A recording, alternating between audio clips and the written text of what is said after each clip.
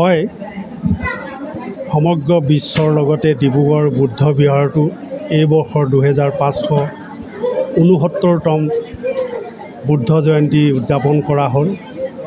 এই বছৰ বিশেষভাৱে কিছু তাৎপৰ্য বৰ্ষ হিচাপে চিহ্নিত হৈ থাকিব, কাৰণ এই বৰ্ষটোতে আমি বিগত যিটো কালচোৱা, এই কালচোৱাত আমি বিশ্বৰ বিভিন্ন দেশৰ আৰু নিজৰ ভাৰতবৰ্ষৰ বিভিন্ন আমাৰ কিছু দুখৰ কিছু ঘটনা আমাৰ হৈ গৈছে। বিশেষকৈ ম্যানমাৰৰ যি আৰু থাইলেণ্ডৰ যি প্ৰাকৃতিক দুৰ্যোগ, এই দুৰ্যোগৰ কালচোৱাত বহুতো বৌদ্ধ ভিক্ষু, বৌদ্ধ ধৰ্মাৱলম্বী তথা সাধাৰণ ৰাইজ এই প্ৰাকৃতিক দুৰ্যোগত নিজৰ জীৱন আহুতি দিবলগীয়া হ'ল।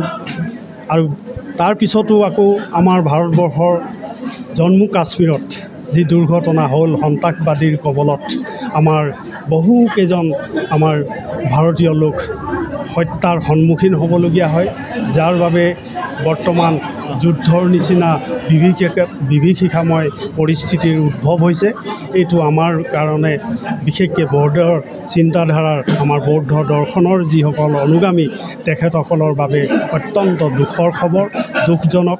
সেয়েহে এই যি জয়ন্তী, এই জয়ন্তীত আমি সেই ঘটনা সন্মুখত ৰাখি আমি প্ৰথমৰ কাৰ্যসূচীতে তেখেতসকলৰ প্ৰতি এই যিসকল লোক আমাৰ মাজৰ পৰা মেলালি মাৰিবলগীয়া হ'লে এই আকস্মিক ঘটনাবিলাকৰ সন্মুখত পৰি তেখেতসকলৰ প্ৰতি সদ্গতি কামনাৰে আমাৰ আজিৰ কাৰ্যসূচী প্ৰাৰ্থনাৰে শোক প্ৰস্তাৱেৰে আমি আৰম্ভ কৰিবলগীয়া হৈছে। এইখিনি সঁচাকৈয়ে আমাৰ কাৰণে দুখ লগা কথা। আৰু ভৱিষ্যতলৈও এই যি যুদ্ধৰ বিভীষিকা আহিছে, আমাৰ বৌদ্ধৰ যি অহিংসাৰ দেশ, বুদ্ধৰ দেশ বুলি আমি গোটেই পৃথিৱীয়ে আমাৰ পৰিচয় এটা আছে, শান্তিৰ দেশ বুলি পৰিচয় এটা আছে।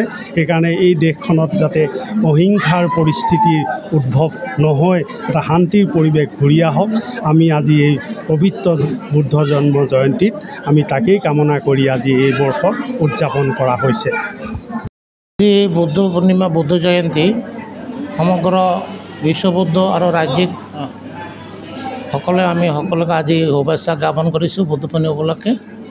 এই বুদ্ধ পূৰ্ণিমাৰ বিশেষ এটা তাৎপৰ্য আছে। এই বহাগী পূৰ্ণিমাৰ দিনাই সিদ্ধাৰ্থ গৌতমৰ জন্ম হৈছিল নেপাল ৰাজ্যৰ অন্তৰ্গত লুম্বিনী উদ্যানত। আৰু এই বহাগী পূৰ্ণিমাৰ দিনাই ভগৱান বুদ্ধ বিহাৰ ৰাজ্যৰ অন্তৰ্গত বুদ্ধগয়া বোধি বৃক্ষৰ তলত 6 বছৰ কঠোৰ তপস্যাৰ অন্তত আজি জ্ঞান লাভ প্ৰাপ্ত হৈছিলে। আৰু এই বুদ্ধ পূৰ্ণিমাৰ দিনাই তথাগত বুদ্ধই উত্তৰ প্ৰদেশত কুশিনাৰা স্থানত আজি পৰিনিৰ্বাণ প্ৰাপ্ত হৈছিলে। সেইকাৰণে সমগ্ৰ বিশ্ববুদ্ধসকলৰ বাবে অতি পবিত্ৰ আৰু পুণ্যতিথি উপলক্ষে বুদ্ধসকল আৰু বুদ্ধৰ অনুৰাগীসকলেও বুদ্ধ বিহাৰত গৈ চাকি বন্তি প্ৰজ্বলাই প্ৰাৰ্থনা কৰে আৰু নিজৰ জীৱন যাতে আধ্যাত্মিক উন্নতিৰ প্ৰতি আগুৱাই লৈ যাব পাৰে তাৰ বাবে এটা মংগল প্ৰাৰ্থনা কৰে। তাৰ লগত সংগতি ৰাখি আমি আজি বুদ্ধ পূৰ্ণিমা উপলক্ষে বিশেষকৈ এটা প্ৰাৰ্থনা সভা আয়োজন কৰিছিলোঁ। এই প্ৰাৰ্থনা সভা বিশেষকৈ ম্যানমাৰ আৰু থাইলেণ্ডত যিবোৰ প্ৰাকৃতিক দুৰ্যোগ ঘটনা সংঘটিত হৈছিলে, বৌদ্ধ ভিক্ষু আৰু নিৰহ মানুহ কিছুমান অনাহত হৈছিলে, তেখেতৰ উদ্দেশ্যে আমি এটা প্ৰাৰ্থনা কৰিছিলোঁ। আৰু তাৰোপৰি আমাৰ ভাৰতবৰ্ষৰ যিটো জম্মু আৰু কাশ্মীৰৰ যিটো নাৰকীয় কাণ্ডত হৈছিলে, তাৰ বাবে কিছুমান মানুহৰ এইটো মৃত্যু হ'ল, কিছুমান আহত হ'ল, তেখেতসকলৰ উদ্দেশ্যে আমি এটা মংগল প্ৰাৰ্থনা কৰিছিলোঁ। লগতে আমি সীমান্তত সেনাসকলে যিটো আপ্ৰাণ চেষ্টা কৰি আমাৰ দেশ ৰক্ষাৰ বাবে যিবোৰ আপ্ৰাণ চেষ্টা কৰি আছে, আত্মাহুতি দিছে, কিছুমান উইণ্ডেড হৈছে, তেখেতসকলক আমি প্ৰাৰ্থনা কৰিছোঁ তেখেতে আমাৰ মংগল হওক। তেখেতে আমাৰ কাৰণে যুঁজ দি আছে, শান্তি ৰক্ষা বিৰাজ কৰি আছে। বৌদ্ধ ধৰ্ম অহিংসাবাদী, কেতিয়াও হিংসা নিবিচাৰে, অহিংসা পৰিহাৰ কৰি শান্তি, বিশ্ব শান্তিৰ বাবে আমি প্ৰাৰ্থনা কৰিছোঁ যাতে শান্তি বিৰাজ হওক। এই প্ৰাৰ্থনা আজি ভগৱান বুদ্ধৰ ওচৰত প্ৰাৰ্থনা কৰিছোঁ, শান্তি বিৰাজ হওক আৰু যুদ্ধ কেতিয়া আমি নিবিচাৰোঁ। সকলোৱে যাতে সুস্থ শৰীৰে নিৰোগী হৈ দীৰ্ঘ জীৱন লাভ কৰিব পাৰে তাৰ বাবে বুদ্ধ ভগৱান আজি প্ৰাৰ্থনা